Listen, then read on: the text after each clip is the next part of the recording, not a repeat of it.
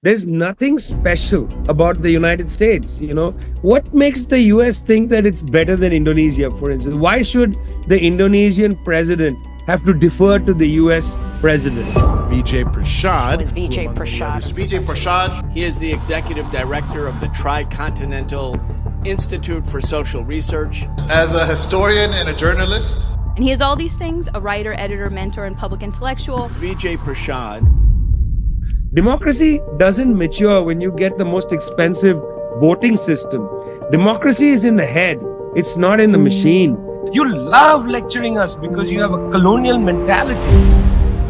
I think it's a terrible piece of advice to tell young people, to be an intellectual, you should be dispassionate. No. There's two things about war zones that people don't get. They see the death, but what they don't get is the banality of the war zone. The noise is incredible. And secondly, what has become banal is the dust, the debris, the amount of toxic material. It's no sense knowing things, no sense being right about things if you don't do anything about it. You should be deeply moved by things in the world.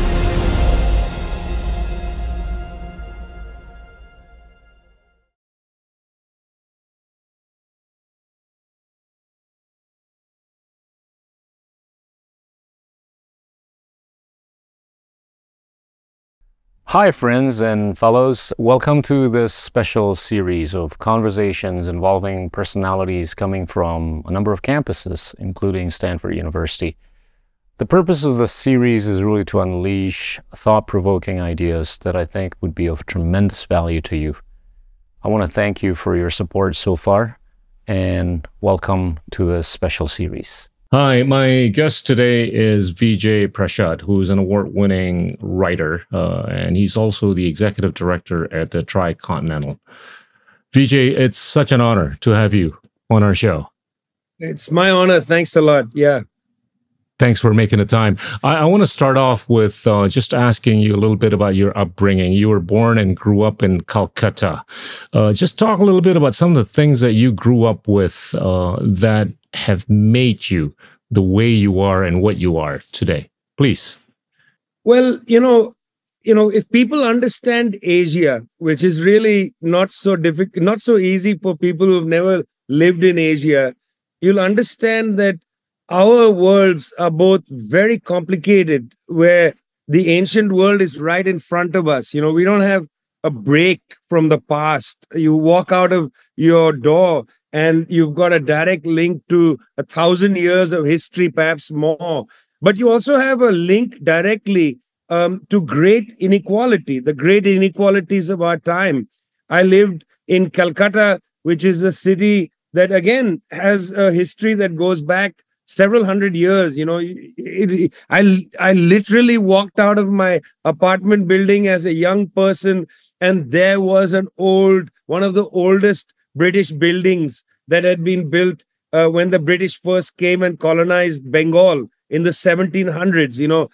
It was still sitting there. It was about, one of these amazing old colonial administrative buildings of the East India Company, a shell of what it had been, of course, in the past, but it was still there. The past grips you in Asia. It grips you. It's difficult to escape from the past. When people talked about, you can refashion yourself in modernity, all the European writers on modernity talking up, like George Simmel, talking about how you can be anonymous in the city and you can be a new person and a modern person and so on. In Asia, it's complicated because you're gripped by the past. We haven't had a complete break from some of the best of our traditions and some of the worst of our traditions. In India, for instance, the caste system, alive and well, right there, sometimes not outside your door, but unfortunately within people's homes. It's right there. The past, the inequality, all of that was a great learning experience for me.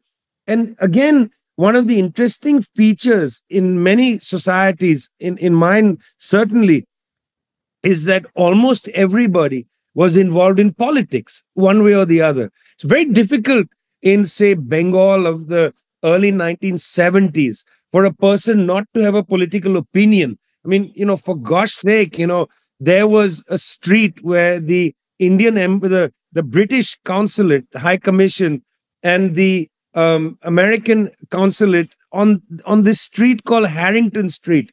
It was named after Lord Harrington, an old British colonial official. Well, the government that was there in the early 1970s, a sort of center-left government, under pressure from mass demonstrations, renamed that street Ho Chi Minh Sarani, so that the US and British offices were on a street named Ho Chi Minh Street. That's the Calcutta I grew up in. I had family members who were communists. I had family members who were complete centrists. And I had family members who were with the right-wing parties. Everybody had an opinion. That's what I'm trying to say. Because this grip of the past, this immense inequality, the charged nature of Asia in the 1970s made it impossible for people to just sit back and say, you know what, I'm going to make money. I'm not interested in politics. Those were just not available to me. So I grew up in a household of debate, discussion. My father was extremely opinionated, man who had, no formal college at all, but, liked to read all kinds of things. Was always enthusiastic to learn things. In fact, he bought a set of the encyclopedia only so that I could read it out to him. If he was reading the newspapers and he saw Indonesia, that's interesting. What is Indonesia? Son, I would sit down, open the encyclopedia, Indonesia. Well, Indonesia is one of the largest countries in the world, archipelago, blah, blah, blah, population XYZ, mainly Muslim population. He would want that because he wanted to learn. My mother was a very much very connected person to the suffering in the world, would, take me out to get involved in things. In fact, I just want to say the best explanation for why I'm a little crazy is what my parents did on my birthday. When I got, so many presents from people, those presents would be kept in a room in the house and I would be brought in there in the evening. Nothing was open, They would be received, grandparents, whatever, and they would be sitting there. I couldn't look at the cards or anything. My parents would make 3 piles of my presents, sight unseen. You understand? I didn't know what was in the wrapping. 3 piles. Now, if there was a bicycle, that was different, although I never received a bicycle. Would have been obvious. Yeah, just to say. But then what they would do is 1 pile went into a box and I could access the box through the year. That if I did something, that they thought was a very good thing, I could get a present from the box. That was one third. 1/3 was given to me to open right there. Happy birthday, son. Here are your presents. 1/3 was put in another box. The next day, my mother and I would go to a slum and we distribute these presents to the children. Wow. Very interesting way to be raised. I used to resent it as a child, thinking, come on, at least let me choose the gifts I don't want. But my parents said, if you choose the gifts you don't want, you're not really giving something to somebody, because then you're deciding this is not for me. I don't need it anyway. I'm giving it to you. You really give something to somebody when you actually might want it. And that's a real gift. So I just want to say, they were not perfect parents. They had all kinds of flaws. But because of that real grip of history, the past that you and I inherit, that past that includes the glories of Buddhism, for instance, about how to live in a just society. We come from that past, but we also had to deal with severe inequality. And then people like you and I come from interesting families where, they come up with these crazy ideas. Son, it's your birthday, but it's not just your day. It's a day you must share with people who are not as fortunate as you. And I would say that's what it meant to be growing up in Asia in the 1970s. Interesting. Then you made a decision to go to Pomona, there on to Chicago, right? And when was it that you decided that you wanted to travel the world and write whatever you've written so far? You've written more than 40 books, man. I mean, that's That's not an easy task. Well, the first thing I should say is that the decision to go to college at Pomona College in the United States wasn't an easy decision. Right. In fact, I was very much rattled by two events that took place in India in 1984. One was the riot against the Sikh community of northern India, but particularly Delhi. My mother comes from a Sikh family, and the massacre of 3,000 Sikhs in broad daylight really affected me a lot. Obviously I knew that a country like India is not perfect. None of our countries are perfect. I'd grown up in a Calcutta where I saw refugees come from Bangladesh into our neighborhood after the liberation of Bangladesh, 1971, a genocidal war that was there for the founding of Bangladesh. So I wasn't naive, and yet, the killing of 3,000 Sikhs over a weekend in Delhi really rattled me. And then very much at the same time, there was an explosion at a Union Carbide factory in Bhopal when several thousand people were killed in an attack of, I don't know what else to call it, but it was a form of corporate terrorism, because Union Carbide knew that the safety mechanisms at that plant were simply not working. And yet, in order to make more money, they just let it go. And the plant, it was an enormous bomb in the city of Bhopal. These things bothered me. I had enrolled in college in Delhi, just couldn't focus my attention. And my father and mother basically said to me, go and live with your brother. My brother was working in California in a car parts business. And they said, just go and start working with him, see how it goes. So that's what I did. I basically left to kind of focus my brain. But I want to back up, because this desire to write about things from around the world actually comes from 2 years prior to that. Because in 1982, I must say, there's something interesting about print newspapers of that era. 1982, I remember going into the library and looking at the daily newspaper, and on the cover was a photograph which really struck me. It was of a row of dead bodies and a woman who looked like somebody out of a medieval kind of storybook, with a headscarf around her neck, bent over these bodies. And in the caption, it said something about the city of Beirut. And it said something about Palestinians massacred in Beirut. And, obviously at the time, I didn't know what Sabra and Shatila was. I barely knew what Beirut was. But remember, I was trained to have a lot of curiosity. Son, go get the encyclopedia, read out the entry on Beirut. So I studied that, and I remember writing my first article for a newspaper, small paper that I was working with in my school at the time. I wrote an article about what had happened in the city of Beirut, 1982.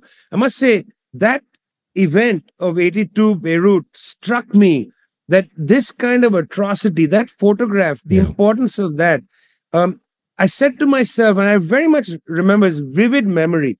I'm an early teenager, and I said, if I in India am so moved by this photograph, this profession is important. And I would like to document things like this so that other young people, whether they are living in Indonesia, whether they live in Ghana, whether they live in Chile, other young people will read the story and think seriously about the situation in the world. Now, everybody has a kind of road to Damascus moment that they remember later in life. You almost deconstruct it, right? Later in life, you say, oh, that was my moment. But I actually remember this conversation in my head. I remember feeling this deeply, which is why, for instance, I traveled to Beirut. I lived there for almost 2 years. Robert Fisk at the time was living in Beirut, since dead, unfortunately. But I asked Fisky, hey, listen, take me to this area of Sabra and Shatila, because he was one of the first journalists to come into Sabra and Shatila in 1982. And Fisk took me in there. And I said, can we find that road where the bodies were lying, where this woman was? We walked around, and, I didn't have the photograph with me. I had a little picture on the internet. Couldn't really make out the exact road. But walking the streets with Fisk, it kind of redoubled my sense that, the role of sensitive people who want to be journalists or writers or intellectuals of different kinds, our job is to really talk about these kind of things, these atrocities, and not just talk about them empirically. Hey, listen, here's an atrocity, there's an atrocity. The empirical thing actually demoralizes people, if you know what I mean, because then you get overwhelmed by an inflation of atrocity. Too many bad things happening. It numbs you. Yeah. It numbs you, exactly. Demoralizes you, numbs you, makes you desolate in a way. Different range of emotions. You can either get completely numb or you get desolate. You feel almost useless.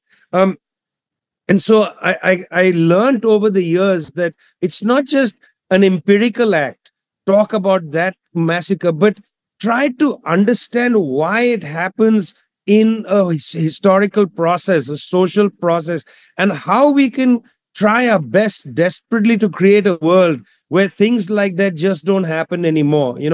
That kind of thing makes me heartsick till today. If you don't feel when you are confronted with something ugly, you can't be an intellectual. Intellectuals shouldn't try to be dispassionate. I think it's a terrible piece of advice to tell young people to be an intellectual, you should be dispassionate. No, you should be deeply moved by things in the world, but don't let your emotions create the story.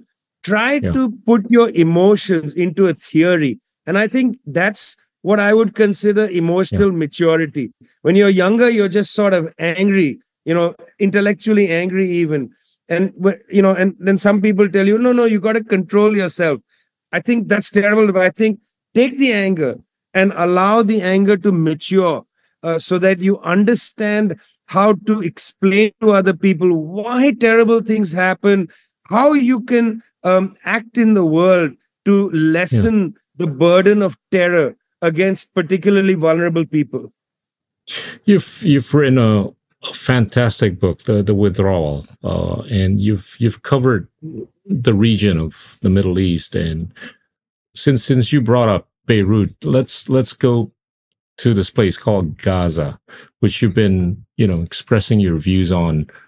How do you think this will all end up or pan out with what we've seen since October 7th, and what you have seen even before October 7th of 2023? What do you think is the visual of what's going to happen in the future?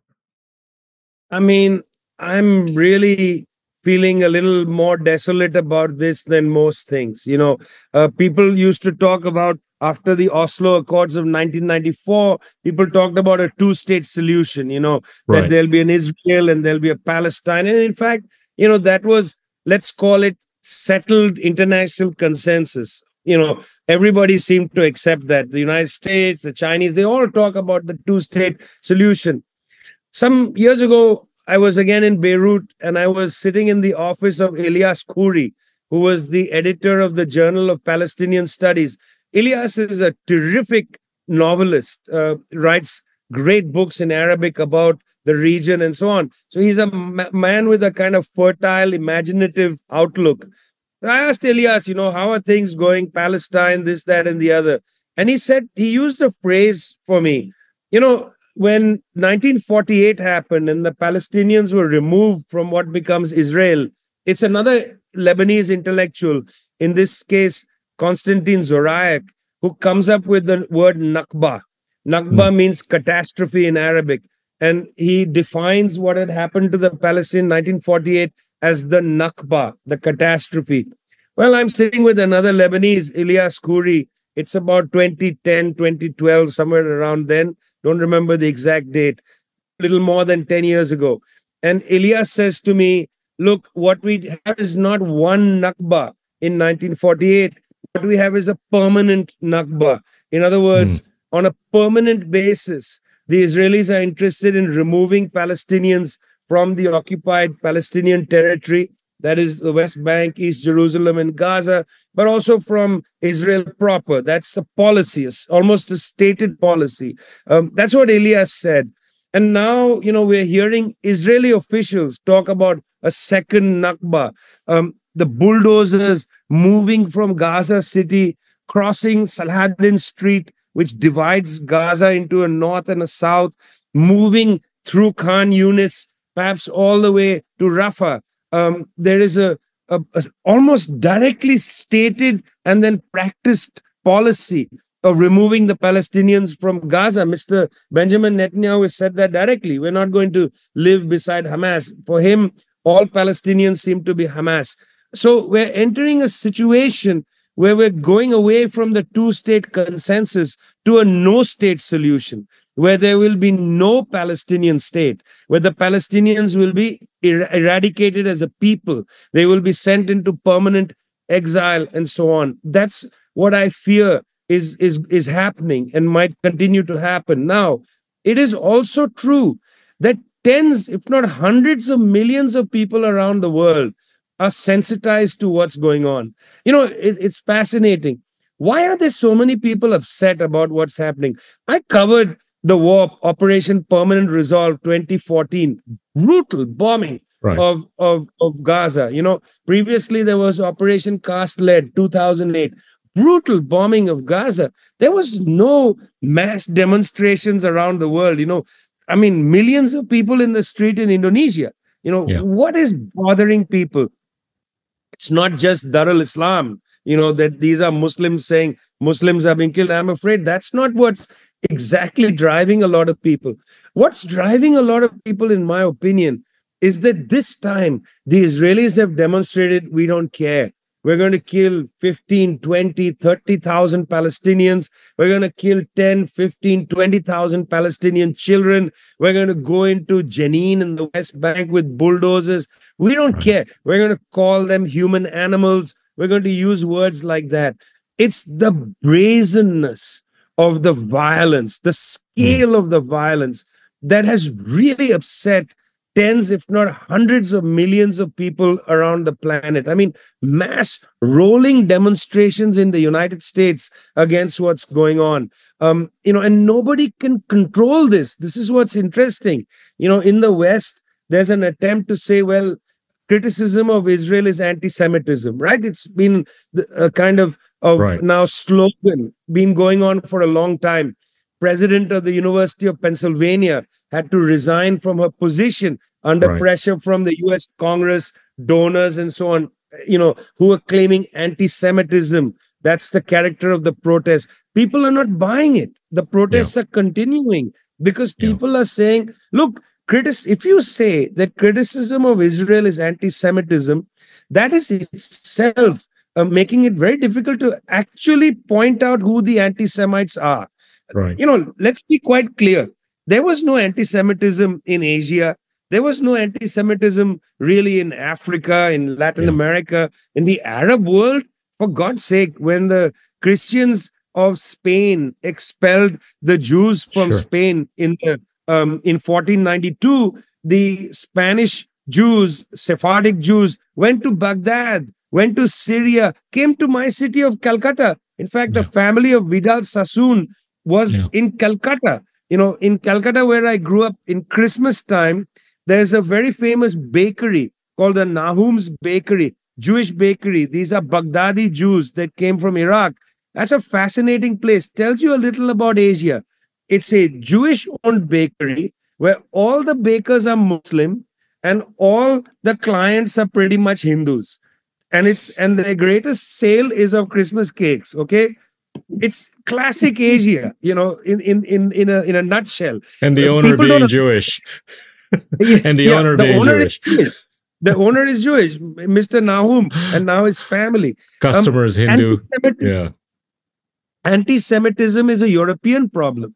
It's not an Asian, Arab, African, Latin American. It's a European problem. Europe doesn't want to face up to its own problem. Now they are using that to attack critics of Israel. Why would you call me an anti-Semite? I don't have any history of anti-Semitism. I don't have any family history of anti-Semitism. I abhor any kind of racism or anti-Semitism, but I also abhor what the Israeli state is doing. So their technique of trying to, Right. say that people who criticize Israel anti-Semitic, it's Yeah. not working anymore. People are Right. not having it. So we got a real contradiction, Geeta, here, that you've got this terrible violence taking place, terrible, terrible violence. And at the same time, people are not buying the arguments for that violence. I feel for Anthony Blinken and people like that. They Yeah. have a very difficult Have brief, a but tough unfortunately, job. they are coming off as rather Yeah. immoral in all of this. Right. I want to ask you, in your view, has the Zionist ideology evolved from a few decades ago to what it is today, or it's actually what it was meant to be from day one? What we're seeing in terms of how it's being manifested, because I don't think the true intentions of the Zionist ideology at the beginning would have been for this to be as seemingly genocidal as we're seeing. It's very hard to say, and I think we can do two things. One is, Right. let's look at what Zionism has come to mean now. What it has largely come to mean, if it is in a sense linked to the state of Israel, is a state project that says that this is an ethnic religious state. One of the tendencies in world history has been to move away from states being defined by ethnicity and by religion. We have taken very seriously, particularly after World War II, taken very seriously the idea of minority rights. This is a very serious and fraught issue. In India, for instance, it's a serious debate. This is not a Hindu state. India is not a Hindu state. It's a secular, in fact, socialist democratic republic where minority rights must be upheld. The rights of not only Muslims, but Zoroastrians, atheists, all kinds of people, Buddhists, and so on, Christians. The idea of minority rights has become fundamental. In Indonesia, for instance, it's a fundamental issue. Sure. There is a majority religion, but really also that majority religion is very complex. There are different strands of it. It's not homogeneous. But there is still room to make the argument for the centrality of minority rights. Israel, in its manifestation now, has rejected the concept of minority rights and said there are one set of rights for Jews. Jews have, for instance, the right to return anytime they want.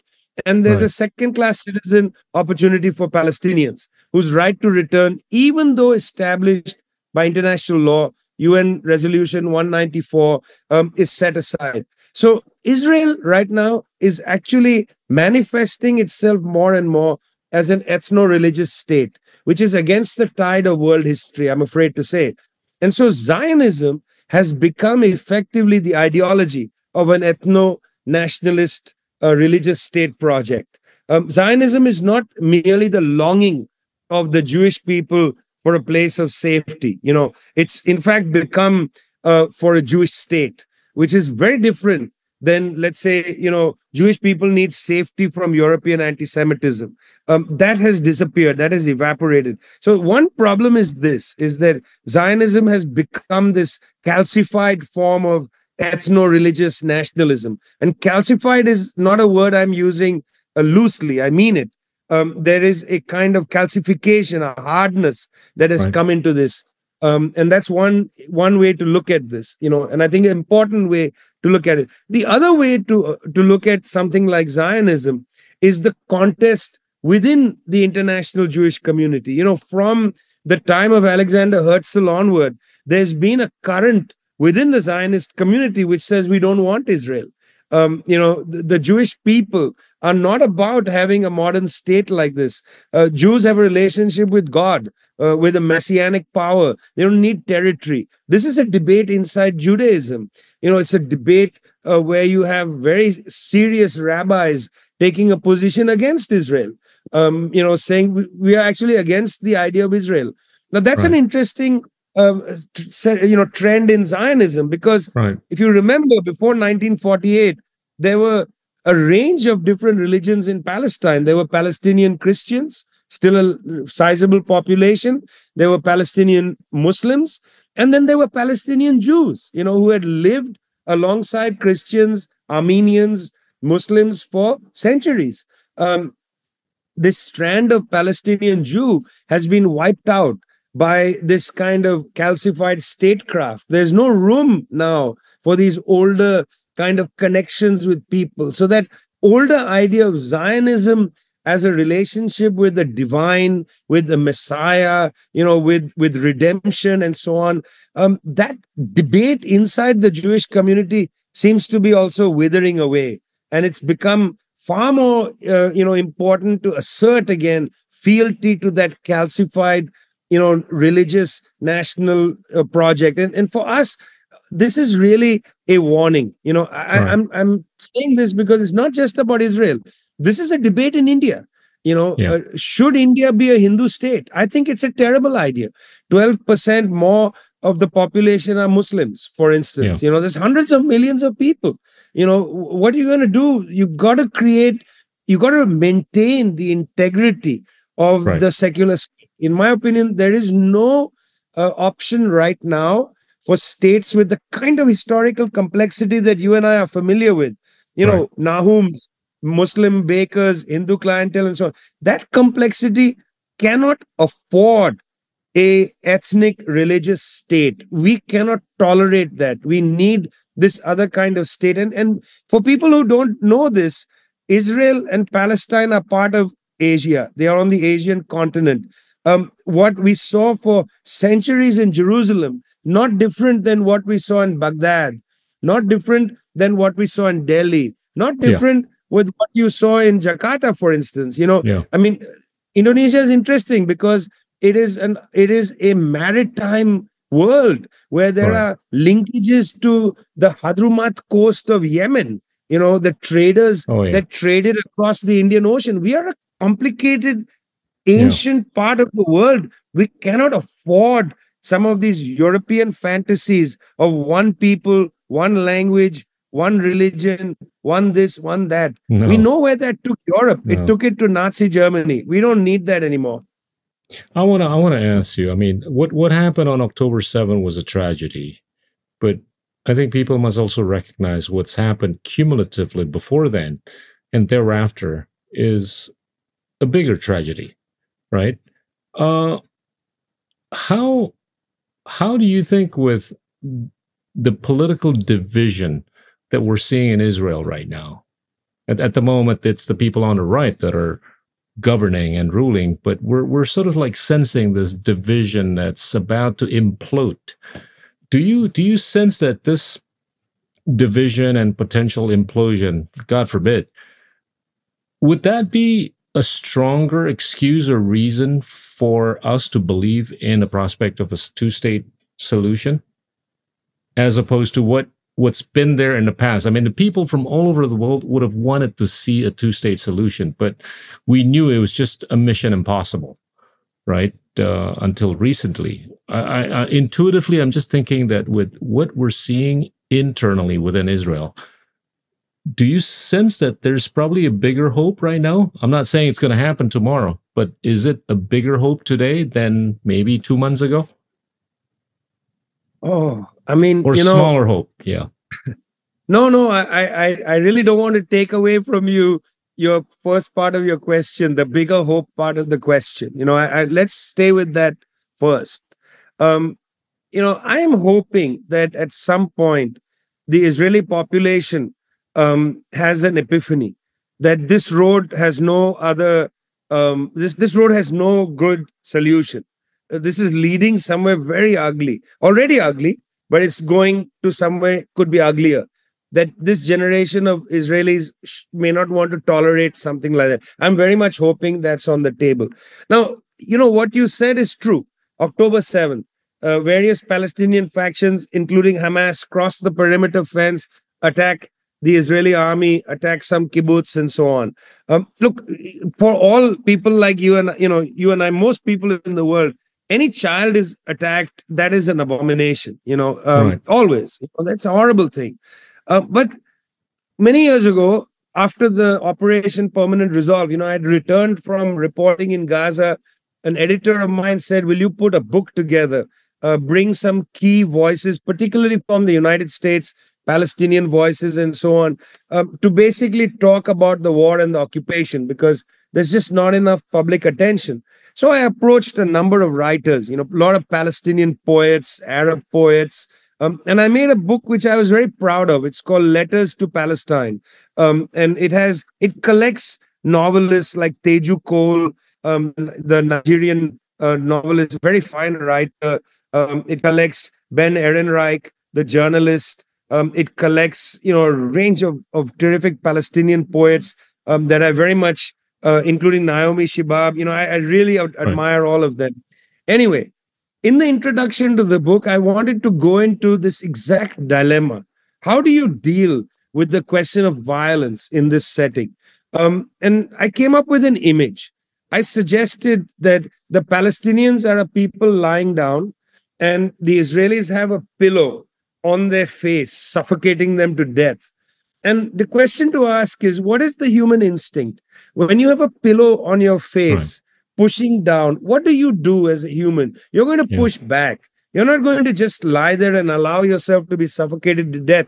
I mean, we don't need an experiment, right? We don't need to test this out. This, I think, is axiomatic, that humans have a will to survive. When you're being suffocated, you'll fight back. Well, what we saw on October 7th was exactly that. And it's also taken out of context, because people should know that the Palestinians have tried a range of paths. For instance, the elections of 2006, people of Gaza in good faith went and voted for the Palestinian legislature. Now, they happened to vote for Hamas. They took an electoral road. United States, the British, and the Israelis said, we cannot accept Hamas. Well, if you're going to have an election, you should accept whoever wins the election. Are you saying that the election was fraudulent? No, they didn't actually say that.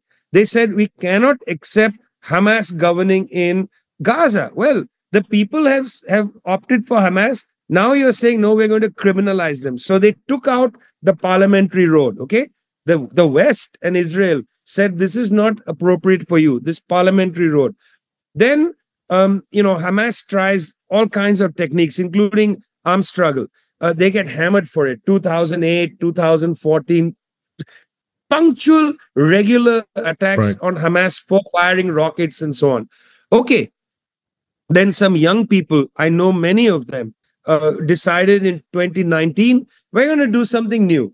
We're going to non-violently march to the perimeter fence. It's called the Great March of Return, and that's going to be our protest. Well, they did a non-violent protest. They marched, children included, to the perimeter fence. The Israeli army snipers sat there and just fired at them, killing between 200 and 300 people in cold blood. These are people marching non-violently, carrying flags and so on. 200 to 300 people killed in cold blood. You don't allow them the parliamentary road. That's entirely denied. You don't allow them the road of peaceful protests. And when they attack you, you say that's terrorism. So basically what you want is the Palestinian body to lie flat. You want to allow the Israelis to suffocate them, and the Palestinians should take that occupation, take that suffocation without complaining and just die. And that's the no-state solution. So, of course, nobody wants to see children impacted. I've seen terrible violence against the children of Iraq. That was horrendous.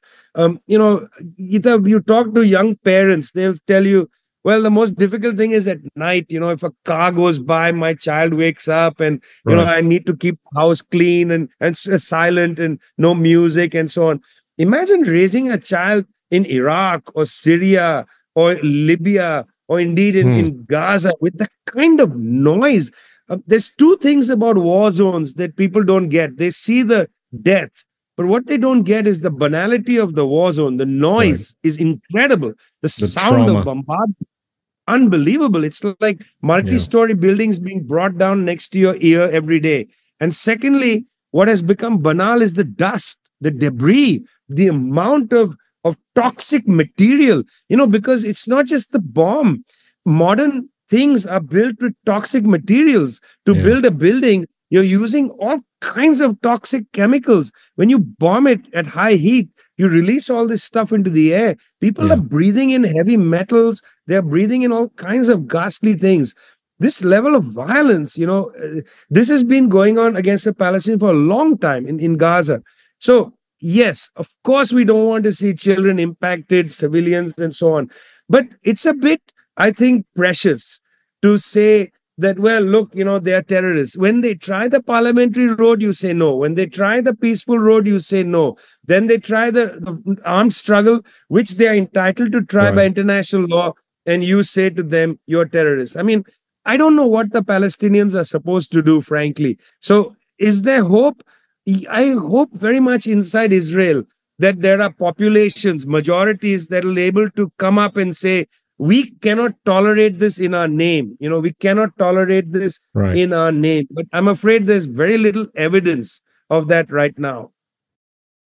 Well, I've got some Jewish and Israeli friends who are concerned about how this is going to pan out, and I just sense that I think there could be a turn at some point. I hope that were to happen, and I hope that were to be for the better.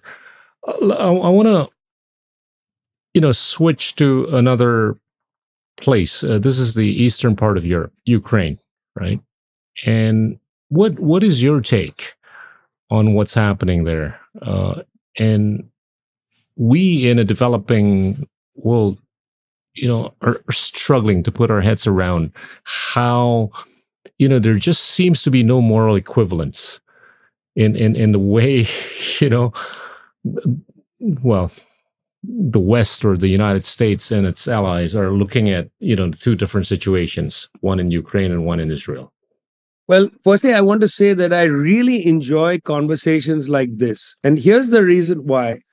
That most media around the world has become completely decontextualized. If I go on, say, MSNBC in the United States, the first question they'll ask me is, will you condemn Hamas? And they go on and on in an interrogative fashion. And by the end of it, it's merely a kind of congressional inquiry and not a media, which is meant to elucidate, to try to explain, to try to understand things. I mean, you and I may not agree on 100% of things, but we should be able to have a good conversation. I mean, I really, really want to, appreciate what you're doing, which is having conversations with a bunch of people, long form discussions and so on. When we talk about Ukraine, this is one of those issues where you can't have a short conversation. It can't be a 20-second clip. What is your opinion of why don't you condemn Russia and so on, for invading? Why do you have double standards? You condemn the United States for invading Ukraine. Why don't you condemn Russia? This becomes that kind of thing, which is really more about my opinion than about my analysis. I'm more interested in the broader conversation of trying to understand what's happening. So let's go in that direction. It's interesting that, of course, this double standards is apparent to everybody in the world. By now, a fraction of casualties in Ukraine compared to Gaza, fraction. In fact, in such a short period, the loss of life in Gaza, the curve is here, and Ukraine, it's somewhere here. It's a fraction of the other thing is, I haven't been to Ukraine, but I've seen images of it. But I was in Iraq in the early part of that war, and the kind of bombing that the United States did in Iraq, what the Israelis are doing in Gaza, I'm not seeing that in Ukraine. I'm not seeing, for instance, the Russians come in and just level Kiev. In fact, it's interesting. Till today, Volodymyr Zelensky, president of Ukraine, was in Buenos Aires for the inauguration of President Milei. Means, Volodymyr Zelensky can fly. Well, he's not having to drive across the border to Poland to fly. He's flying from Kiev airport. That means the Russians haven't bombed Kiev airport. That's interesting. What kind of war are they fighting? Certainly not a war like the Israelis are fighting, where there firstly is no airport any longer in Gaza. Used to be, in 1956, Nehru flew out of Gaza to go to Beirut. That's another interesting story. But there used to be an airport. There's none anymore. The Israelis, anyway, bomb every bit of infrastructure. In Iraq, the United States bombed all the infrastructure. You couldn't fly out of Baghdad airport till the US had taken it back. They bombed the runway. The Russians haven't bombed Kiev airport. They haven't bombed all the infrastructure. They bombed some infrastructure, but not all of it, and so on. They're fighting a bizarre war. One day we could talk about that, but it's not the same as the techniques of full spectrum dominance that's utilized now by the West, but also by the Israelis. Why did the Russians enter Ukraine? Because I think the reaction in the global South, which is not able to turn against Russia, has something to do with why the Russians entered in the Donbass region in Ukraine. Why is it that our countries aren't condemning Russia? Do they have double standards? I don't think so. I think they see this differently than how the West sees this. They have a different perspective. What's the perspective? It's interesting when I talk to people in foreign ministries in South Africa, Namibia, India as well. It's interesting that they make a connection between Ukraine and Taiwan. They put these two together. I find that fascinating. Why are they doing that? Because the argument made is in 2018, United States defense strategy, if directly said that two of the near-peer rivals of the United States are Russia and China. And that these people, these diplomats, see Ukraine and Taiwan as instruments to try to weaken, and this is a direct quote from Lloyd Austin, US Secretary of Defense, weaken Russia, weaken China. Why is there a need to weaken Russia and weaken China? What's the problem? Is it, authoritarianism? Doesn't seem to be that's much of a problem. United States is quite happy to have all kinds of relations with authoritarian countries, Central African Republic, and so on. That's not the problem. They're not worried about Xinjiang. Whatever's happening in Xinjiang, it's certainly not as bad as the kind of Gulag archipelago created by the US after 2001. United States being champions of Muslims around the world just makes me laugh. What they did to Afghanistan, Iraq, Libya, what's happening in Guantanamo Bay, even now, Yemen, the destruction of Yemen. I can't tolerate that kind of level of propaganda. It just doesn't appeal to me. I'm talking not about my intellect, talking about my sensibility.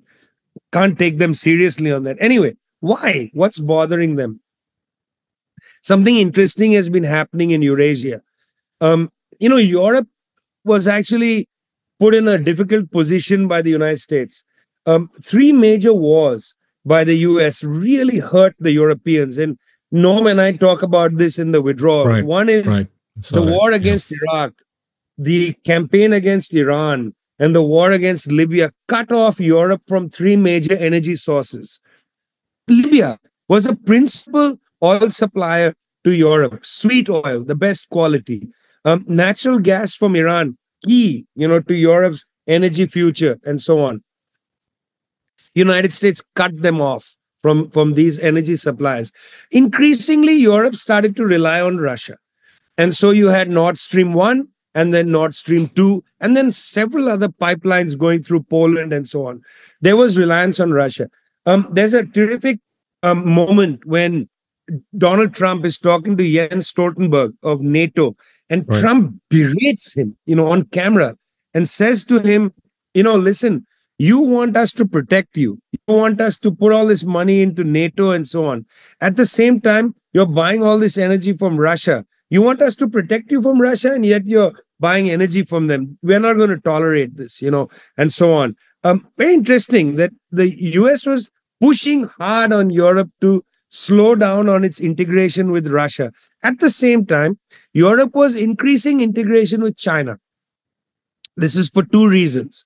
Number one, China is a major manufacturer for European multinational corporations.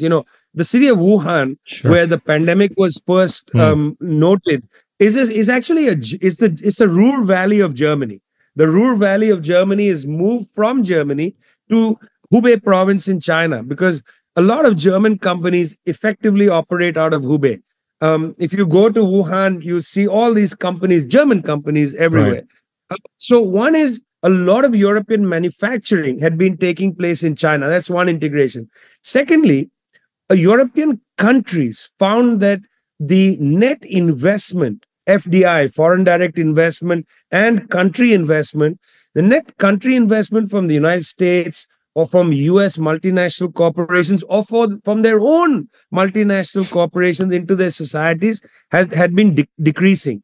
That, the Europeans were not able to harness their own multinational corporations to invest in Europe. They were investing in places like Hubei province or in Indonesia. They are not investing in their own countries. So these countries were facing a serious investment gap, including an infrastructure gap. The United States also was experiencing this, but they were able to get around that through military spending and so on.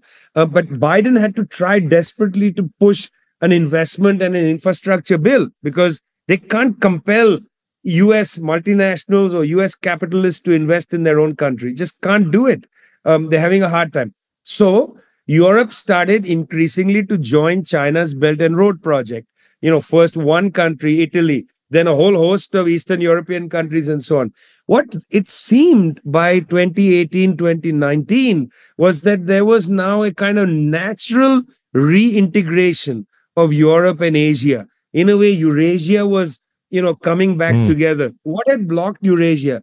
Firstly, the colonial history had blocked the proper integration. Integration where it's a win-win. It's not integration where India loses and Britain wins, but at a kind of, sort of equitable level.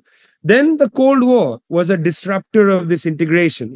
The Iron Curtain, the attempt to first isolate China and so on. Now, all that is over. And for practical, pragmatic reasons, Eurasian integration was taking place. Now, this is a direct existential threat to US multinational corporations and perhaps to the United States ruling elites. They cannot tolerate the return of China to the world stage. Cannot tolerate it. Why do I say return of China? Because until about the 1820s, China was one of the leading economies in the world. It is now merely returning to where it was since the first Opium War onward, the century of humiliation. And they can't tolerate Russia being a major player in Europe. They just can't tolerate it. Now, I'm no big fan of, Russian oligarchs or whatever. I don't have any problem being critical of them. But if we look at it, it was this integration that seemed to bother the ruling elites. And then you got this new Cold War, poking at Russia through Ukraine, the basically emplacement of a US ally in the government in Kiev after the Maidan protests, and then this utilization of Taiwan. I mean, I think reckless move by US Congress to twice send delegations to Taipei over the last year and a half. Very reckless move. What is the need of that? I mean, you got to negotiate with Beijing. You can't, basically set in motion what might end up being a military, conflict at that end of the world. And I must say, the Chinese are being quite sober in this. They didn't take the bait with, when US congressional delegations went to Taipei. What they did is after the US delegation left, they closed down Taiwan airspace as an act of force. Now, whether that's good or bad is not relevant, but at least they didn't shoot at the US plane, saying, why are you there? This is Chinese airspace. I mean, that would have been catastrophic. So, we have a complicated situation of this unipolarity. You asked me before we started, why is it that the West has a hard time with unipolarity? The South seems to have an easier time. Yeah, this is a good example of that, right? But do you think this is going to continue for a long time? We're seeing the kind of difficulty that the United States is faced with in trying to embrace this new multipolar world, whereas we in the global South are sort of like having a much easier time because we're kind of used to it, right? We've been oppressed, we've been colonized, we've been, graced by Buddhism, Hinduism, Islam, Christianity for the last 2,000 years, and we seem to be okay with it. Do you see the U.S. as being able to evolve to a place where they can actually embrace multipolarity in a much better way? I mean, you're asking me very fine questions about, whether Israel can evolve and now the United States can evolve. I see what you're playing at, and it's interesting, and I'm with you. Obviously, one hopes that the United States attempts at least to shed some of the illusions of its founding. For instance, this is the 200th anniversary of the Monroe Doctrine, put in place in December 1823, which the United States for 200 years has effectively utilized as a license to do whatever they want in Latin America, including the coup d'etat 50 years ago against the government of Salvador Allende in Chile. Brutal coup. Not far from where I speak to you is the National Stadium, where the great singer Victor Jara was killed. In late September. You are a guitarist. I dabble with the guitar. Solidarity with our brother Victor Jara, murdered very brutally for singing beautiful songs, songs that documented the lives of ordinary people. People may not know this. So many of Victor Jara's songs are songs about miners, about their lives. It's about a worker going to work and saying, think about me while I'm at work. Beautiful love songs of workers, and a man like this was killed by that coup, which was sanctioned, green-lighted by Henry Kissinger, died recently, age 100. Henry Kissinger is the blood of the Cambodian people on his head. Let's not forget that either. Okay, so the United States has these founding myths, Manifest Destiny, Monroe Doctrine. On top of all that, the city of the hill idea, Jonathan Edwards' idea, the city on the hill. It's not a city on the hill. The United States is just another country on the planet Earth. There's nothing special about the United States. It had some glorious things happen in its history, but it doesn't make it or its people special. The US and Indonesia, I think roughly comparable population sizes, comparable almost as a people, almost, but 280 and 330. Yeah, roughly comparable. What makes the US think that it's better than Indonesia, for instance? Why should the Indonesian president have to defer to the US president? Why don't they meet each other as equals, talk and think as equals? Why should our heads of government bow down to the US leadership? Why should we do that? Why should we tolerate high officials of the United States basically, being rude to our elected representatives? This happens all the time. I don't even want to go into examples because there is this idea of superiority, the city on the hill. Some of it is racism, maybe inherited from the past, but I don't think it's all it's all racism. It also has to do with the civic religion of believing that the US has a divine position in the world. People within the US say to immigrants, and I'm sure you've heard this, they say things like, you must be lucky, you are lucky to be here. You must be happy to be here, things like that. Well, I'm here accidentally or not here accidentally, but it's not like this country is any better than that country. One of the first things is for the culture in the US to come to terms with the fact that the Chinese, for instance, have a great civilization. Not perfect, a lot of problems there. Of course, there are problems. If 1.4 billion people are able to create perfection, I would be surprised. They have a lot of internal problems. India, my God, even more problems. Indonesia, you have a lot of problems in Indonesia. None of us are perfect, but we're still people. And I think the core thing that prevents the United States is, one, this belief that other countries simply cannot be trusted. They don't have the same history. They can't govern with the same, intelligence, maybe. This idea that US leadership is necessary because other people are simply not trustworthy enough and so on. This definitely has to go. And the second thing is that as if the US system is better than other systems. I mean, come off it.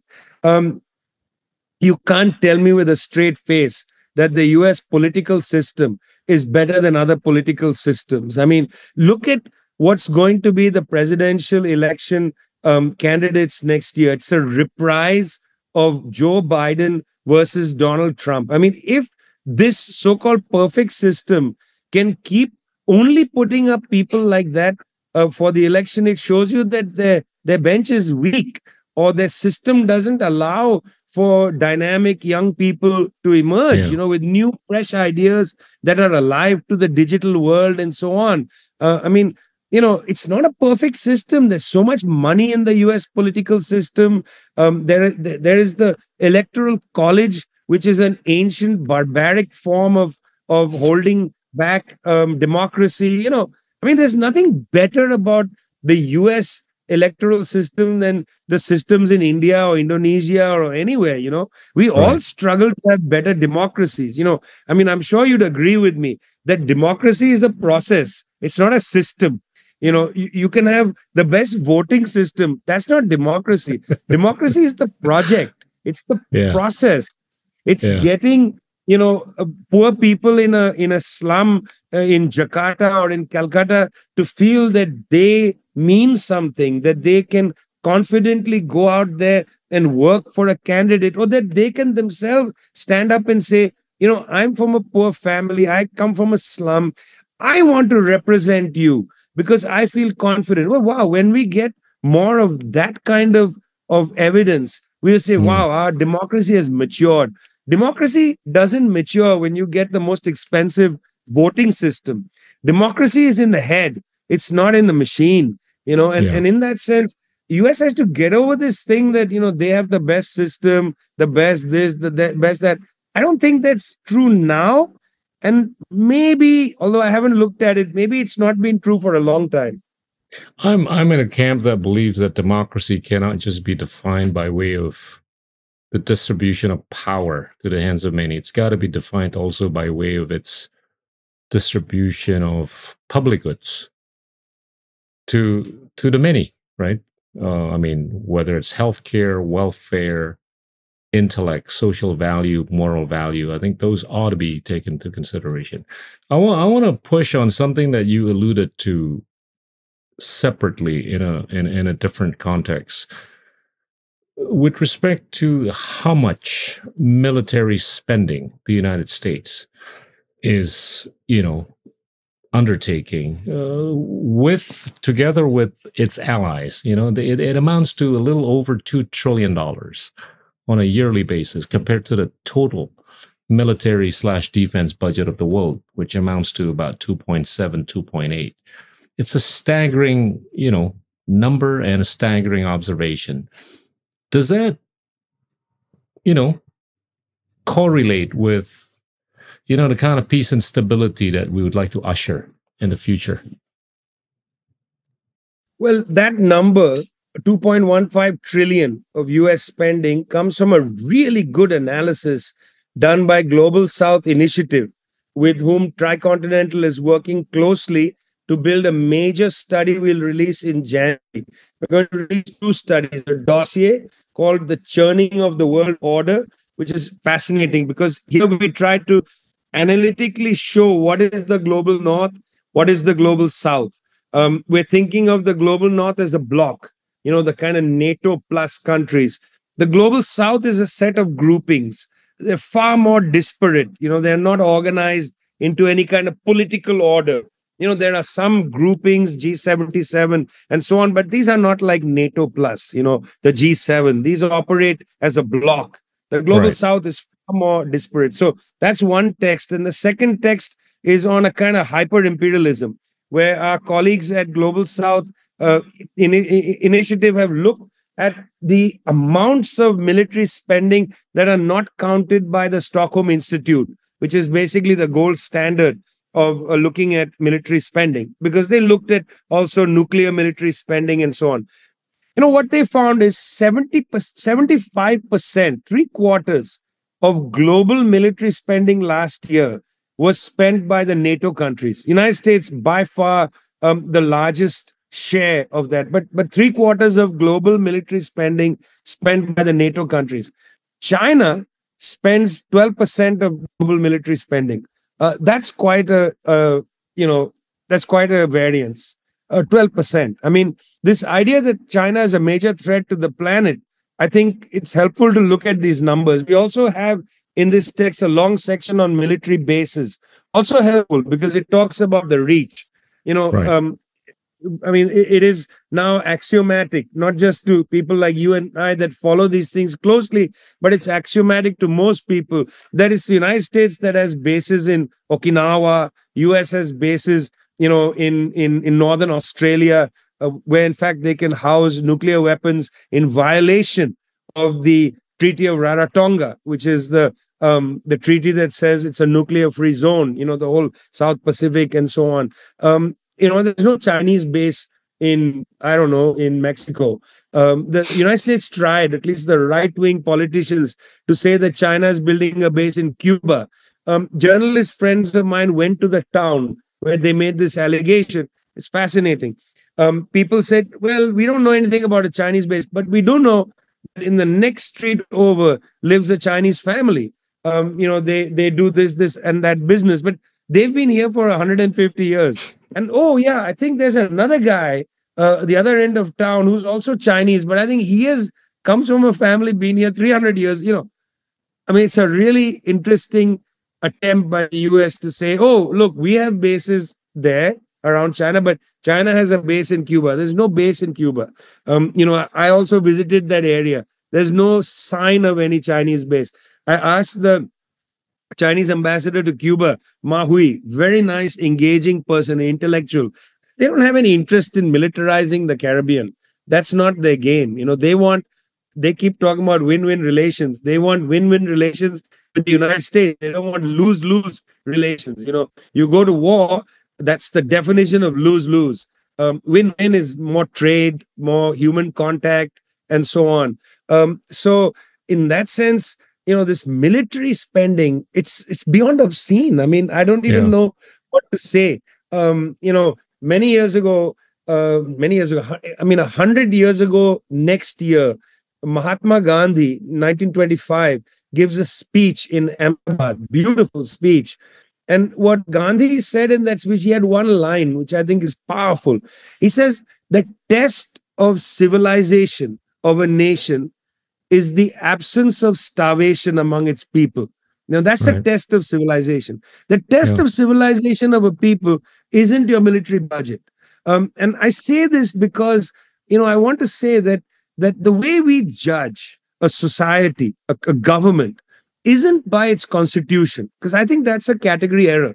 You can say anything in a constitution. If I go and read the constitution of Malaysia, I bet it's a great constitution, blah, blah, blah. We're going to do this. Indian constitution is amazing. We're going to eradicate this, that, and the other. No. Don't look at a constitution to judge a government or a process. Look at the budget.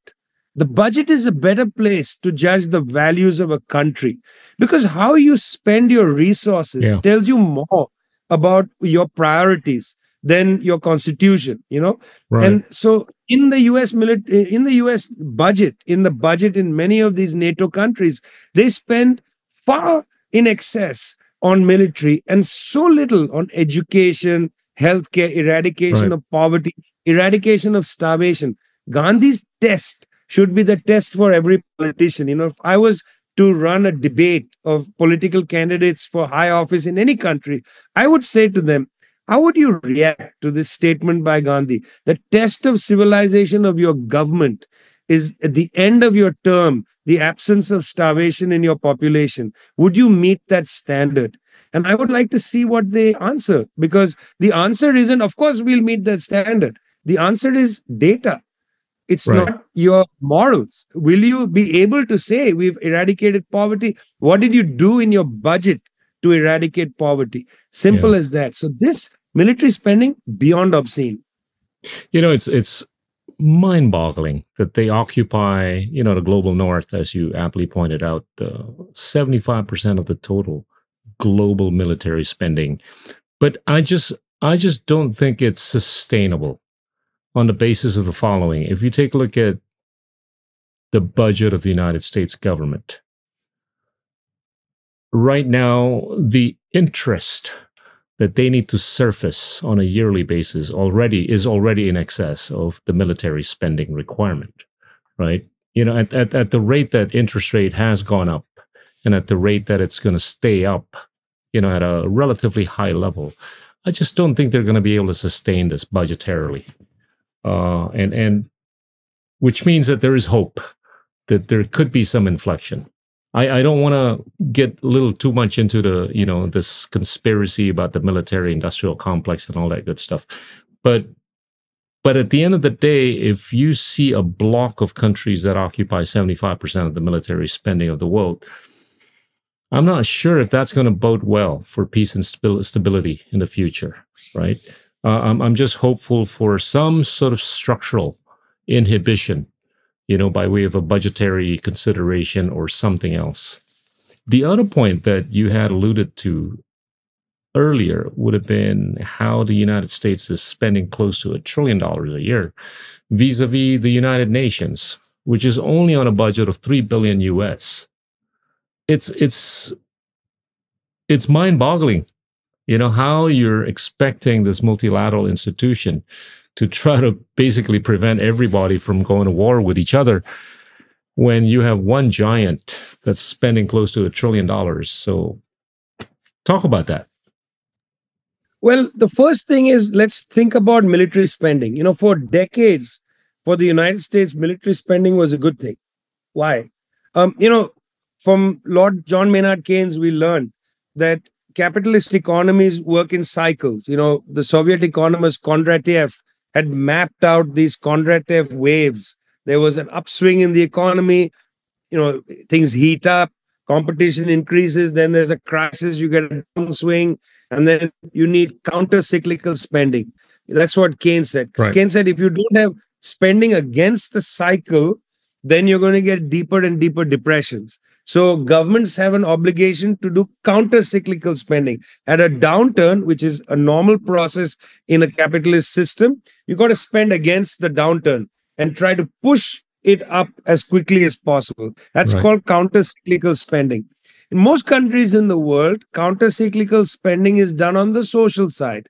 So that, for instance, let's take the Nordic countries. For decades, they, in a Right. time of when they detect downturn, increase spending on education, hire more teachers or do more things, build, maintain the schools, get the roof repaired and so on.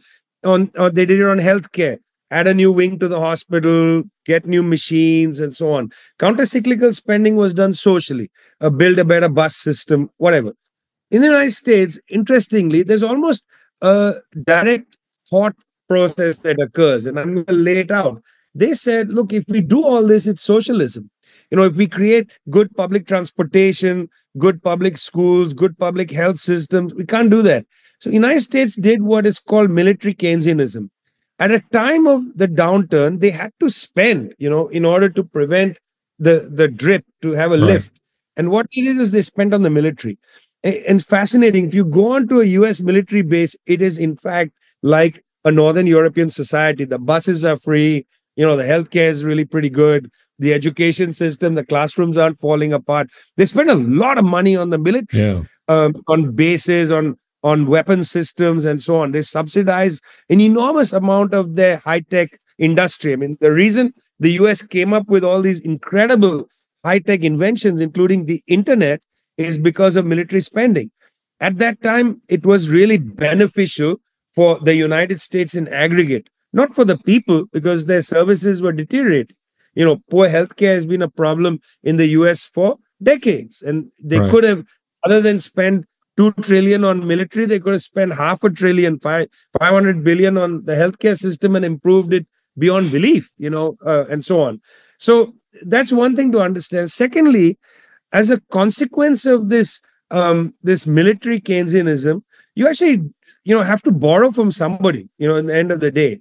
United States was lucky. They had what is known as dollar seniority, the seniorism being the term from medieval Europe, a kind of the barons of the dollar, the dollar lordship, where the dollar, especially after 1971, after Nixon pulls the dollar off the gold standard, the dollar becomes the effective international currency. And most trade at the time took place in dollars. Even now, about 50% of international trade takes place in dollars. There hasn't been a precipitous decline in dollars. It's about little more than 50% trade in dollars. So United States is able to export its problem by importing dollars from elsewhere. I was interested to see this year, Indonesian government said that about 30% of profits have to be maintained, of dollar profits have to be maintained in Indonesia. Now that's an interesting move, because that's one out of hundreds of moves made by countries in the global south trying to break away from this system of feudal relations with the dollar, where they feel obliged to basically, underwrite the US system. We see this between West Africa and France. France uses the euro, but West African countries were forced to use the French franc until now, and also to maintain their assets in the French central bank. Incredible that this was being done by Burkina Faso, Mali, and so on. All these coups that took place in Central Africa and the Sahel region, all these coups were in a way against the French franc as well, also against France in general, but the franc in particular, saying, we can't afford to keep underwriting your currency, your wealth. What about us building our wealth out of our resources? United States is facing this as a problem. We call this de-dollarization. And I'm afraid on the internet, there's a little too much excitement about it. But de-dollarization doesn't happen like this. It's going to be a very protracted, slow process. And the reason is no other currency right now, I'm speaking quite frankly, because look, it's not like I'm not looking forward to the demise of the dollar system, because I am, but I'm also a practical person who understands reality. I'm not caught by the fevers of the internet. The problem is that China, perhaps either the world's largest or second largest economy, depending on if you look at PPP or not, purchasing power parity, China will not actually allow its currency to become the global currency. Because as far as our systems work now, for that to happen, the Chinese government will have to have full convertibility of the currency. You'd have to allow foreign nationals to buy assets in China. There's no other way to make the renminbi into the global currency in the system we have now.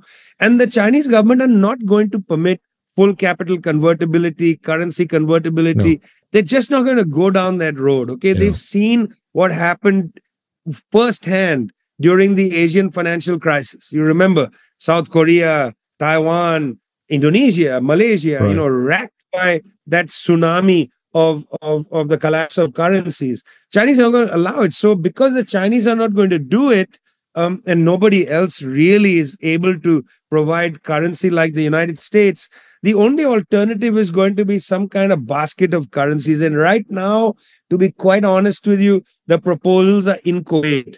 They don't really make sense to me. Who's going to decide on the basket? Who's going to underwrite the basket? Will the Chinese Central Bank or the People's Bank of China really come in and provide liquidity?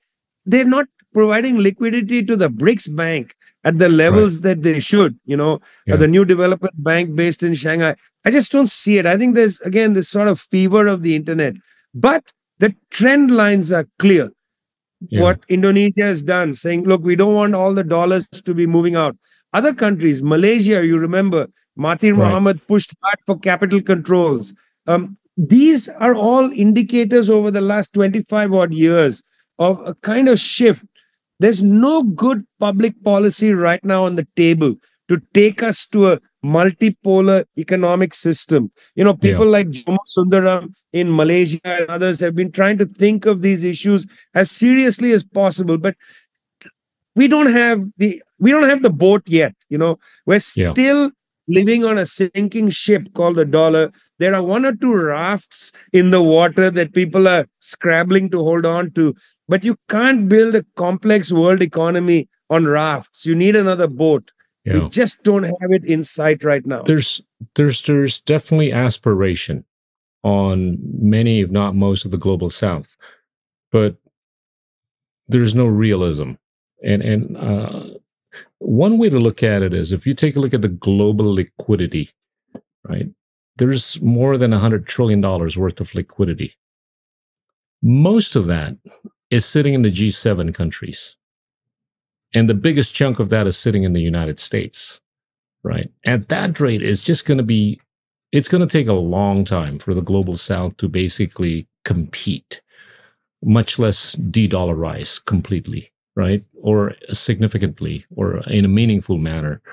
Then if you take a look at the liquidity that's within the global South, it's also very limited. Then I think you've got structural issues here. aspirationally, I think we can.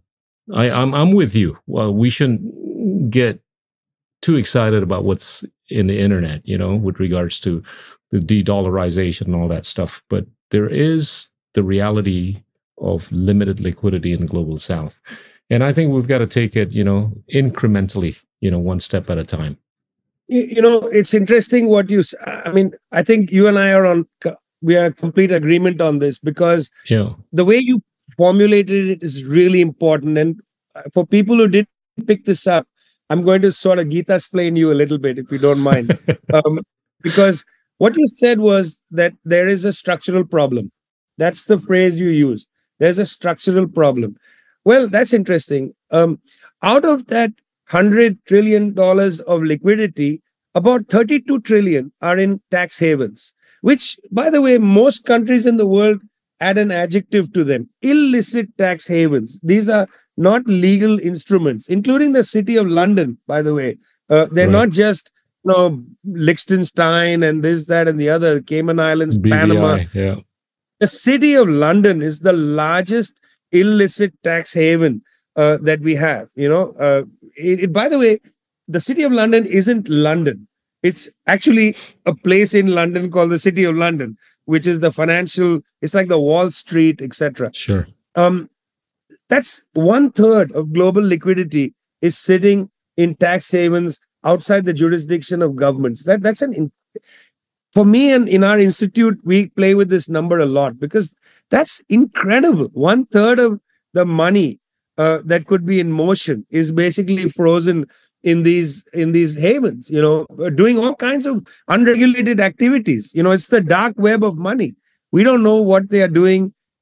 I mean, I suspect a lot of it isn't drugs and weapons and, human trafficking. Of course not. But we don't know. We just don't know, because it's out of the control of international regulators. And all these processes, Basel II, and all these discussions in the UN about how to better manage the world finances and so on, they've all come to naught, because they really don't have a compelling project behind them.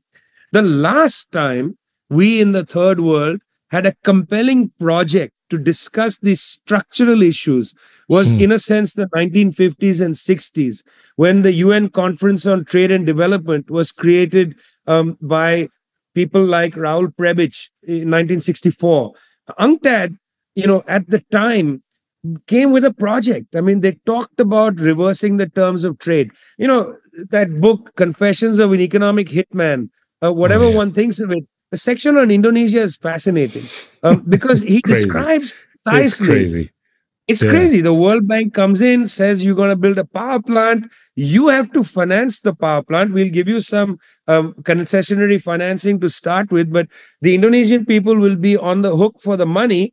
But by the way, don't build such a small power plant, which you need. Build a giant power plant for future needs, which means that for an X number of period of years, you can't run this power plant at capacity, which means it's running at a loss, which means you can't pay off the wealthy bondholders, which means you go into catastrophic debt.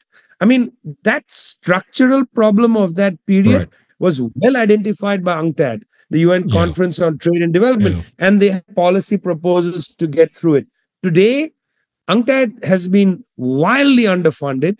It is a pale shadow of what it was. And I say this with a broken heart, because I work often with economists from UNCTAD, have very close relationships with people like, Kozol Smith, Richard Kozol, right? He's the lead economist in one of the divisions there. My friend Raja Khalidi used to work there and so on. It's terrific history, but deeply underfunded, and they don't have the ability to drive a project. They're dealing with this small issue, that small issue, tax reform here, and so on.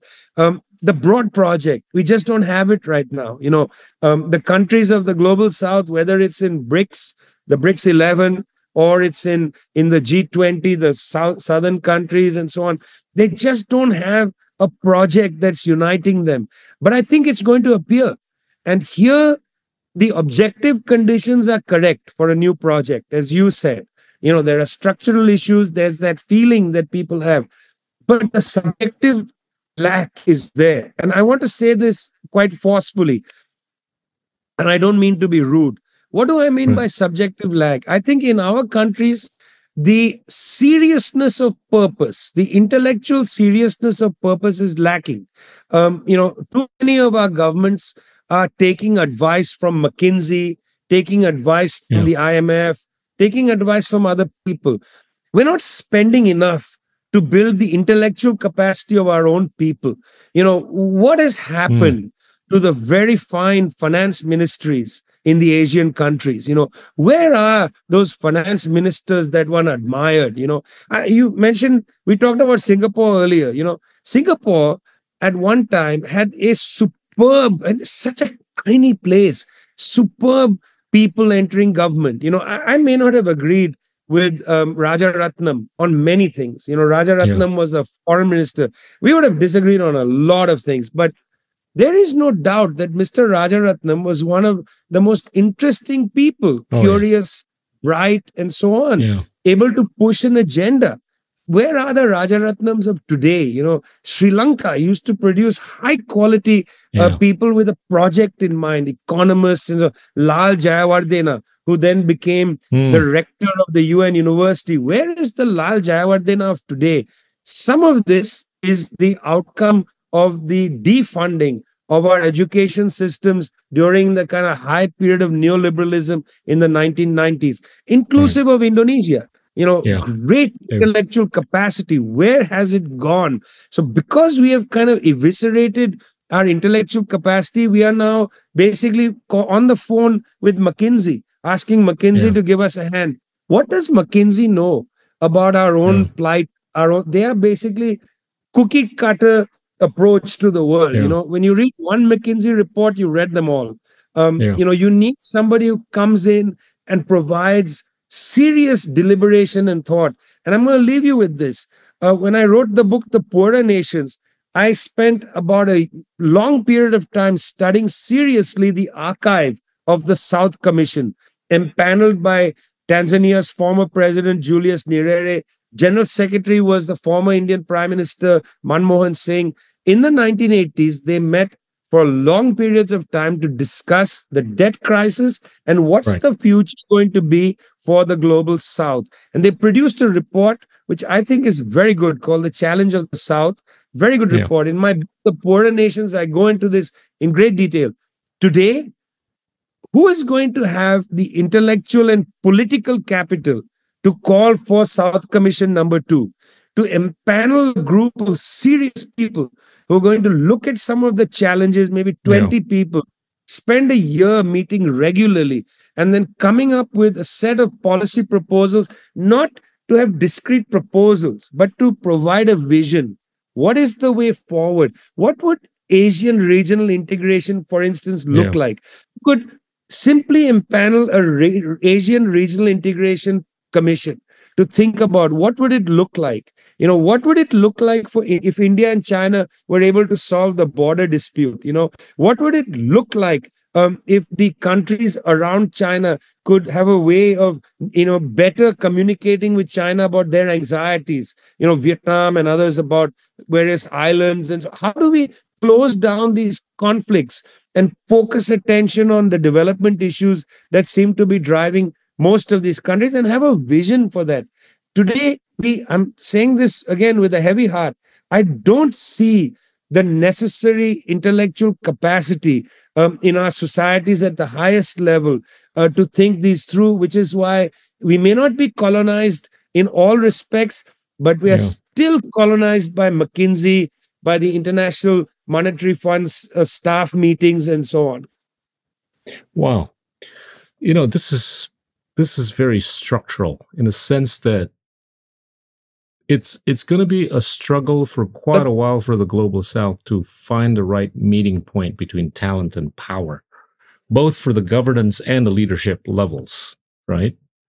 Now, what you've mentioned this in the past about how the global South ought to get rid of, violence, corruption, and being debt-ridden, right? Those are sort of like the general recipes for the global South to be able to be at the top.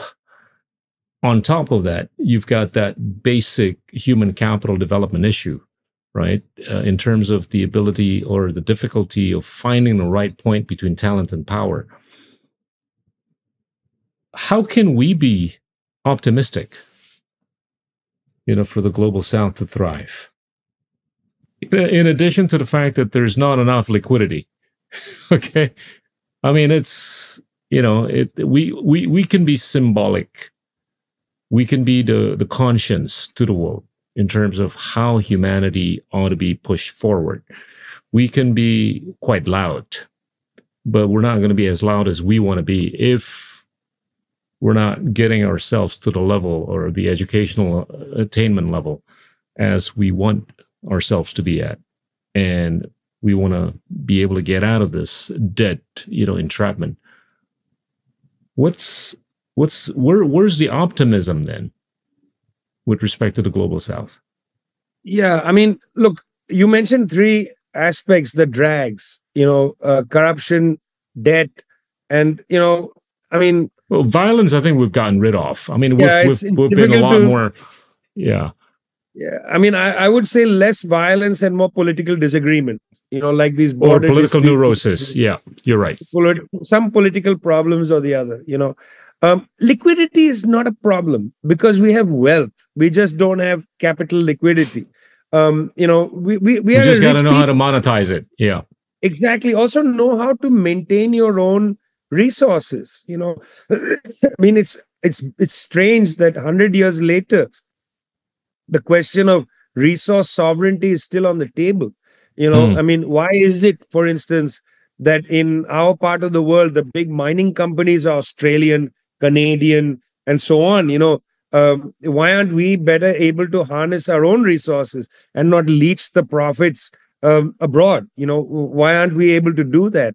I ask, when I go to countries around the world, I always ask people, hey, listen, why do we import toothpaste? I mean, for God's sake, toothpaste is not so complicated. In fact, if you have your own toothpaste ambition, you're going to build a chemical industry. You're going to have to build fluoride, somewhere and so on. And I'm not saying that every country should make toothpaste. But why is it that only a few multinational corporations sell the whole world toothpaste? Why don't we have a Southern African toothpaste company and so on? Where is our ambition? It's also good for the planet. Why should we be importing things from so far away? Biscuits, for instance, why can't you have a domestic biscuit manufacturer? I mean, for God's sake, every household in the global south, if they have an oven, knows how to make a biscuit. And you don't even need an oven for it. In India, biscuits, there are non-oven made biscuits. Why are we importing biscuits? Why do we import pasta? Why are we even eating pasta? Frankly, it's ridiculous. It's expensive. It's not nutritious, and so on. So some of it has to do with harnessing resources. I reached behind when you were talking because I wanted to bring these books out. I'm rereading Syed Hussein Alatas's books on corruption. Oh, my. I don't know if you know his work. Syed Hussein Alatas was a Malaysian sociologist, wrote a terrific book called The Myth of the Lazy Native. It's a book that inspired Edward Said, in fact. Alatas basically argues in these books that, corruption isn't the problem, it's a symptom of the problem. Let's take the case of India. When we kicked the British out, literacy rate was merely 12.2%. I know. I know. And then I was listening to this. Isn't it amazing? Earlier. Oh, man. It's amazing. and then you have to build a complex state structure. So you give somebody a uniform, they effectively come from a rural area. You give them a uniform. They come from near poverty and starvation, and you give them power. And their salaries are not very good. You're baking corruption into the cake. In all post-colonial countries, we had this level of petty corruption. But all the focus is on this. The focus is not on the other corruption. We are doing a project now looking at transfer pricing. How major corporations come into a country and they don't pay tax in that jurisdiction. They effectively transfer out the profits and pay tax elsewhere or don't pay tax at all. In fact, don't pay tax. Part of this dispute globally now between the United Nations and the OECD is around who should devise the global tax code. This Pillar 2 thing that is coming into effect in January.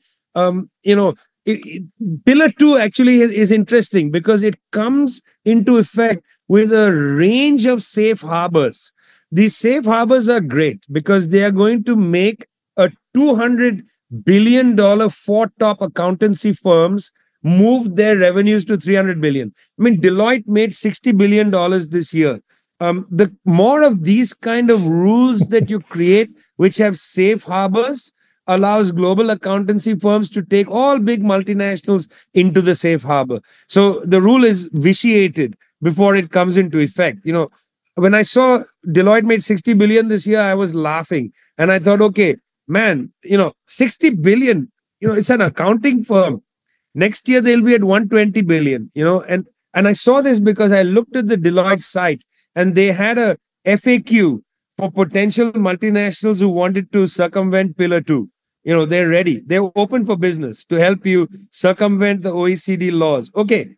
So that level of corruption, institutionalized transnational corruption, simply not in our gaze, and Syed Hussain Alatas points that out. It's very important for our countries. In fact, if we could have better regulation of multinational corporations, transnational companies, if we could have better banking regulations, if Basel II or now hopefully a Basel III comes into play, we want, for instance, hot money to no longer prey upon small countries, where banks come in to take advantage of the arbitrage of interest rates and so on. Very simple way in which you can leverage with volume. That's all you need. You don't need intelligence. You see some variance in the interest rate, you bring your volume in, you take advantage, you destroy a country's, currency effectively. The kwacha in Zambia is prey to this stuff, So because variances are often high, it's a copper producing country.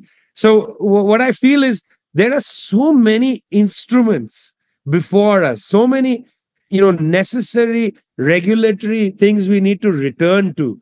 And by the way, it's not like we're returning to something or we're producing something super onerous. We're merely returning to things that were there in the 50s and 40s. Basic banking regulations, basic requirements for banks to have some capital requirements. What is your leverage that you're allowed to use? Because your lack of leverage limits allows you to generate volumes to take advantage of variances in our countries where the banks simply don't have the capacity to generate that leverage. They can't afford to do it. They have much smaller volumes. If they make a mistake and they lose, they're finished. And especially state banks can't afford to do this. So this is hugely unfair. These are structural things, but already in 5-6 minutes, in our conversation, there are some proposals of how to undermine these things. We need a Basel III. We need the UN to produce a tax code. And we need to return to the 1970s discussion in the UN Commission on Transnational Corporations for a code of conduct. We don't have a code of conduct, how you should be allowed to behave. I am very, very much opposed to transfer pricing, very much opposed to this non-jurisdiction taxation where you're allowed to remit taxes. I mean, look at what companies do. These are mainly Canadian, Australian companies do with countries like Zambia. They buy copper inside Zambia for, let's say, $100 a ton. When the truck crosses the border to Uganda, it's already $150 a ton. How did merely crossing the border increase the price? And then by the time it gets to the port, it's about 200. By the time it gets to China, it's 280. By the time the Chinese produce it into whatever you need in your thing, the cost of the copper inside the iPhone and so on is way higher than $100 a ton.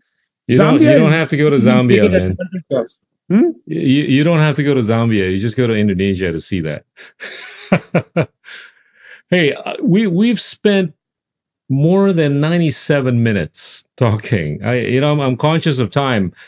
I could talk to you for hours, man, but I hope you don't mind. I'm going to ask you the last question, and feel free to spend as many minutes as you want on this. And this is about a place that you've spent a lot of time in called Africa.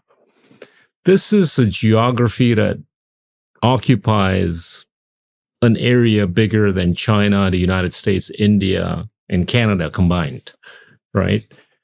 Where do you think Africa is going to be in terms of the role it's going to be playing in the global South context, right? I mean, this is an area that has more than 500 million square miles of arable land, bigger than that of Mexico, bigger than the whole of Mexico.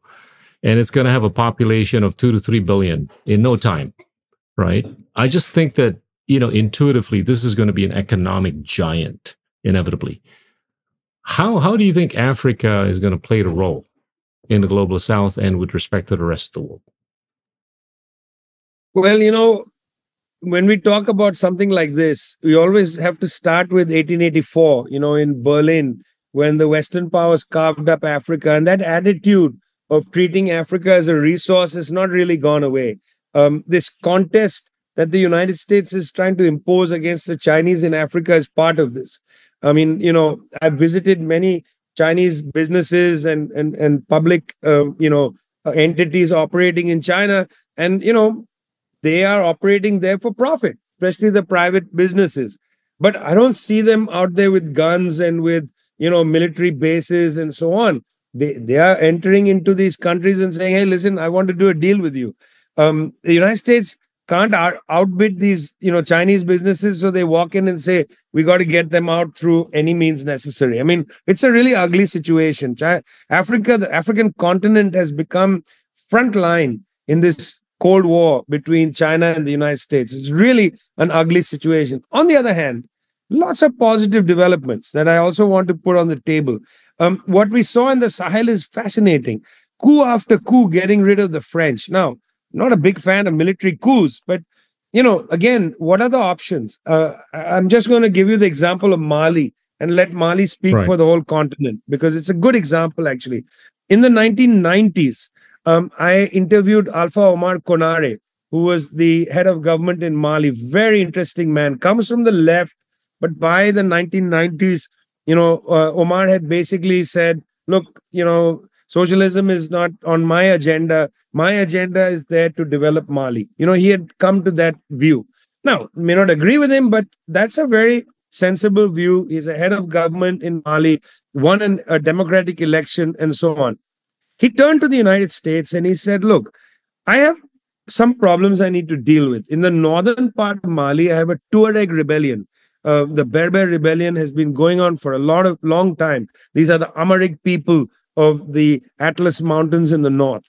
Secondly, he said, I have a problem in the middle belt of Mali, where the sedentary population, the Fulani and the sedentary, there is a contest between herders and the sedentary. I need to fix that problem.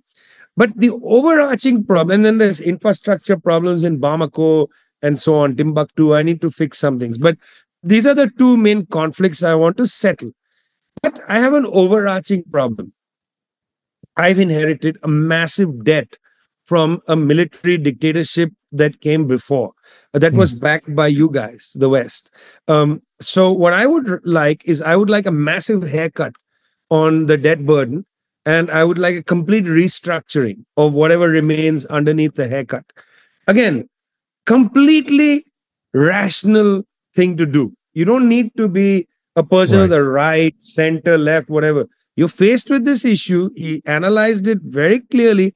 And he said, if I can get the debt burden off with Mali's sale of gold, with increased tourism and so on, I can figure out the solution to these what look like intractable problems. Okay. United States immediately said, sorry, no haircut, no restructuring. Why? Because they said it's a moral problem. This will create moral ambiguity to other borrowers. That was the statement. The State Department's Africa division basically told Omar Konare, you can go back home and do your best, pal. We're not going to do anymore. So he couldn't solve the issue of the Amazigh in the north, couldn't deal with the herder Fulani problem in the center, and couldn't upgrade infrastructure in the principal cities of Mali. And therefore, he got out of office. You see, in 2011, when the United States and France basically went and collapsed the Libyan state.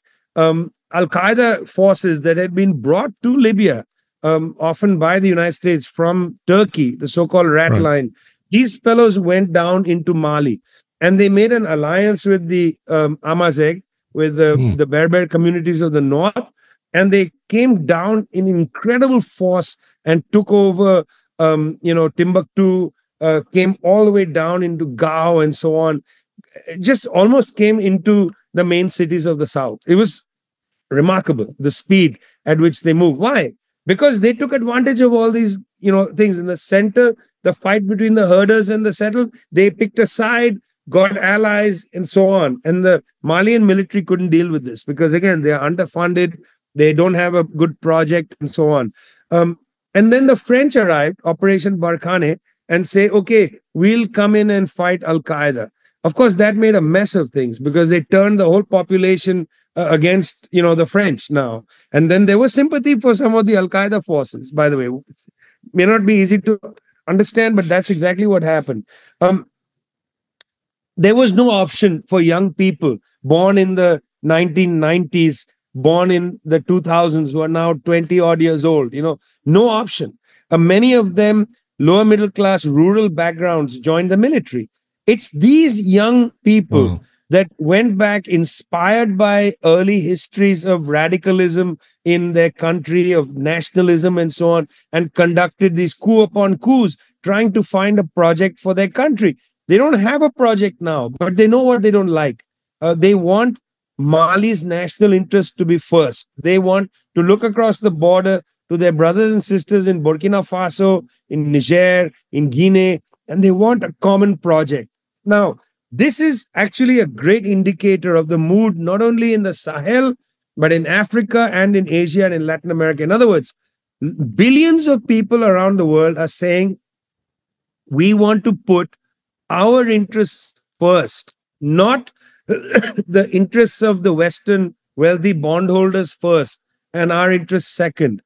And this is maybe sounds like, oh, that's a bit sophisticated for somebody.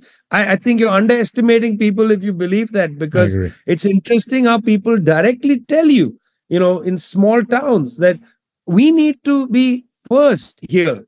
We don't want to be second after people who we borrowed from and so on. And what we haven't borrowed from anybody. It was corrupt governments backed by external forces. So we want to put our interests first. Now, as I said earlier, the problem in a lot of these countries, in the ones I named, Mali, Burkina Faso, is that many of these people come from the military. They don't have a broad sense of history, economics, sociology, and so on. They don't understand how to build a project. Alpha Omar Konaré comes from the left movement. The left movement for a lot of African people was like a school. You read about history, you read about economics, you read about your own countries. You in that school developed a broad theory of the march of history.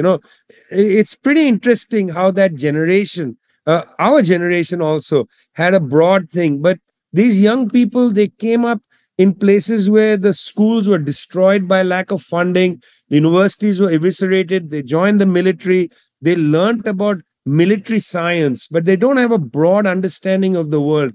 You can't change the world unless you have a broad humanistic perspective toward the world. So I'm afraid, again, returning to our earlier thing, that there is an urge in the global south to change things. There simply isn't that project people can gather around. Yeah. Wow. I'm a believer of serendipity, though. In the absence of systemic or systematic approach of cultivating leadership or good systems or whatever, there's always that hope for some sort of serendipitous moments, which would entail, positive inflection points. Vijay, I could talk to you for hours, man. It's fascinating. I wanna thank you for the time. It's my pleasure. Maybe you and I should create that South Commission, and we can chat more often. How often do you travel? To the US or to Asia? I travel a lot. And Okay. I'm sure we'll find a moment when our paths cross and then we can meet in person. I hope so. I hope so. I'm really looking forward to seeing you in person. Thank you so Okay, much good. for your time. Thanks a lot. Thanks a lot very much. Take care. Yes, enjoyed it. Bye. That was Vijay Prashad, Executive Director at Tricontinental. Thank you. Inilah Endgame.